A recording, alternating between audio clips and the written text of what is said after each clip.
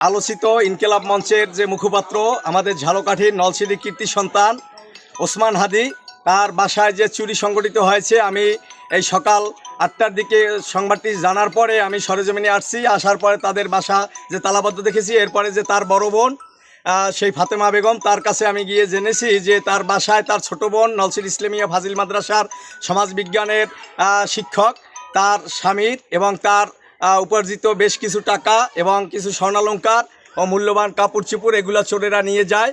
এবং নলছিটি থানার ওসি সাহেব সহ পুলিশ প্রশাসন, সাংবাদিক ভাইরা এখানে সবাই উপস্থিত হওয়ার পরিপ্রেক্ষিতে সেই চাবি এনে আমরা সেখানে গিয়ে দেখতে পেলাম যে তাদের পুরাতন যে একটি টিনের ঘর, সেই ঘরের জানালা গ্রিল ভেঙে সেই ঘরে চোর প্রবেশ করেছে এবং মূল্যবান এই মালামাল চুরি করে নিয়ে গেছে।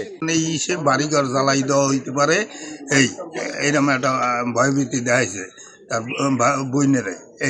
এই বইন তো চলে গেছে ঢাকায়। এই মাটির ব্যাংক ছিল, মাটির ব্যাংক ভাঙা, মানে পয়সাগুলো সরাই গেছে।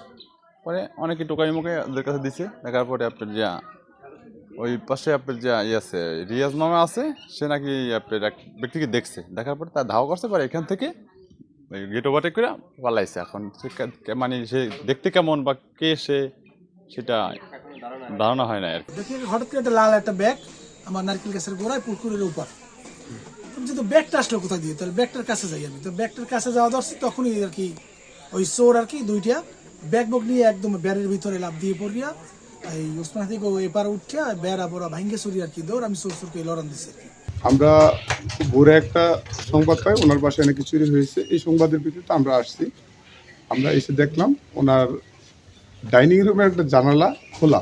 তো এই ঘটনার বিষয়ে আমাদের পুলিশ তদন্ত অব্যাহত আছে। তদন্তাধীন, আমরা দেখবো আসলে কোনো কিছু চুরি হয়েছে কিনা। মালিক যাতে অ্যাবসেন্ট ছিল না এখানে, এই জন্য এখানে চুরি সংগঠিত হয়েছে, এটা আসলে দুঃখজনক। আমরা নলছিটিবাসী এ ব্যাপারে লজ্জিত যে রকমের একটা ঘটনা ঘটেছে।